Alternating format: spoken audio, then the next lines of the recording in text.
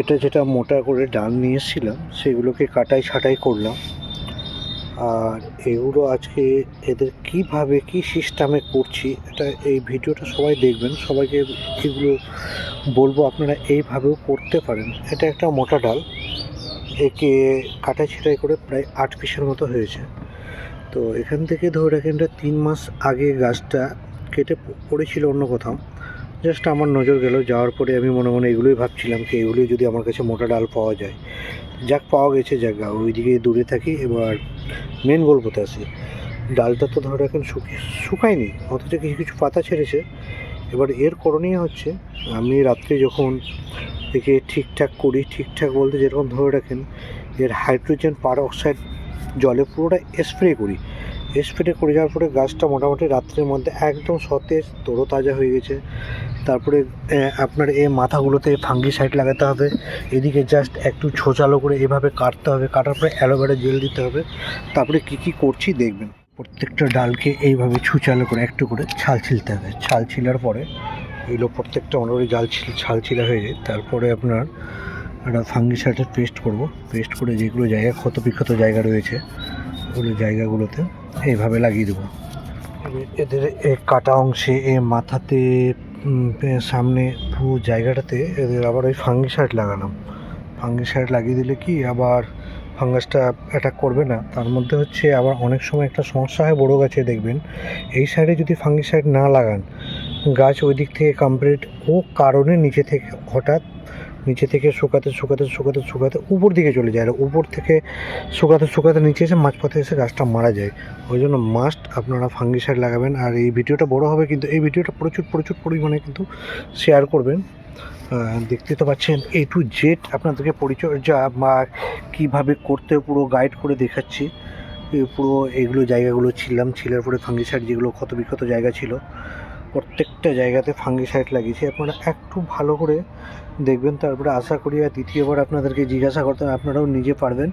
A to Z অবস্থায় দেখাবো। এরপরে কাজ হচ্ছে আমি রুট হরমোন ব্যবহার করব না, এই জায়গাগুলোতে অ্যালোভেরা পাতাটা কেটে বা অ্যালোভেরা জেলটা আমি ব্যবহার করব। তারপর হচ্ছে আমি রুট হরমোন ব্যবহার করি না, এটা হচ্ছে অ্যালোভেরা জেল। এই অ্যালোভেরা জেলটাকে ফাইন করে লাগিয়ে কিছুক্ষণ রোদ্রে রাখবো। রাখার পরে এত সুন্দর হবে কি আপনি ভাবতেই পারবেন না। একদম সুন্দরভাবে গিয়ে রুট হরমোনের 4 গুণ কাজ হয় এইভাবে করে দিয়ে দিলে একদম। তারপরে কি আমার যা মিডিয়া আছে সেই মিডিয়াটা আপনাদেরকে দেখাবো, কত সুন্দর করে তেলতেলে ভাব হয়ে থাকে। আপনারাও পারলে রুট হরমোনের জায়গায় অ্যালোভেরা জেলটা ব্যবহার করবেন। আর এই ভিডিওটাকে প্রচুর শেয়ার করবেন যাতে সবারই যাতে কাজে লাগে। এবার চলে আসি আমরা ওই মিডিয়াতে। বালি দিলাম আর ঝুড়ি গোবর সার, ধানের তুষ মেয়ের পচানো ছিল সে এতে লাগিয়ে দেওয়া, একদম ঝুড়ি থাকবে।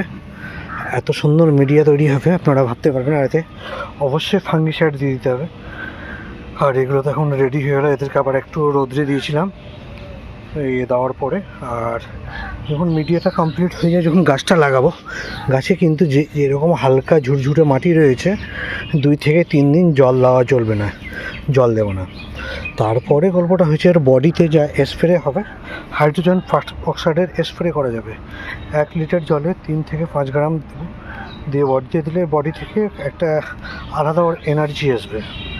এখান থেকে আস্তে যখন হালকা মাটি পাবে তখন একটু জাস্ট শিকড়ের নিচে থেকে একটু একটা কুচি বেরিয়ে আসবে, তখনই কিন্তু এর সাথে কানেক্ট হয়ে গেলে আস্তে আর গাছ নড়াচড়া করা যাবে না। পরে 1 মাস এদেরকে লাগানো হয়ে গেছে, এবার শুধু গ্রাফটিং করতে রয়েছে।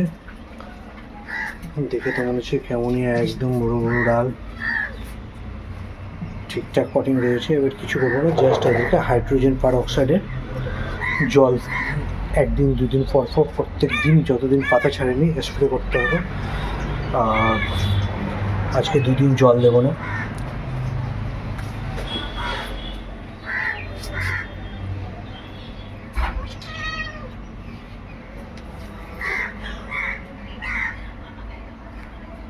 সেগুলো রেডি করে আবার এদেরকে মাল্টিগ্রাফটেড জাস্ট কমপ্লিট করলাম একসঙ্গে। যা পুরো ভিডিওটা দিতে পারলাম না, কারণ সবগুলো গাছে করতে পারছি না, একটু সময়ের অভাব। আপনারা তো দেখছেন মাল্টিগ্রাফটেডগুলো কীভাবে ফেরে পড়েছি। একবারে অনেকগুলো চিলি গ্রুপ দিয়েছি আর ফায়ার ওভার গ্রুপও দিয়েছি, দেখা যাক কেমন হবে। আশা করি হবে। তো কিন্তু এখন জাস্ট জানুয়ারি মাস, তো তাই ভাবছি হবে কি না জানি না, জাস্ট চেষ্টা করতে তো কোনো অসুবিধা নেই। আর এই ভিডিওটাকে প্রচুর প্রচুর শেয়ার করবেন, যাতে সবার কাছে পৌঁছে গেলে সবাই যেন এইরকম করতে পারে। আর গাছগুলো তো দেখছেন, দেখে তো মনে হচ্ছে কী যে মনে হচ্ছে, আপনারাই বুঝতে পারছেন, আমার কিছু বলার কিছু নেই। প্রত্যেকটাতে গ্রাফটেড করবো, যেহেতু গাছের গোড়া এখনও ঢিলঢাল থাকলে কোনো সমস্যা নেই, কারণ আমি এখনও গাছের গোড়ায় জল দিইনি। আমি এটা ফাইনাল হয়ে যাবে, একে আমি গোড়াটা ভালো করে চেপে চুপে তারপরে আপনার জল দিব।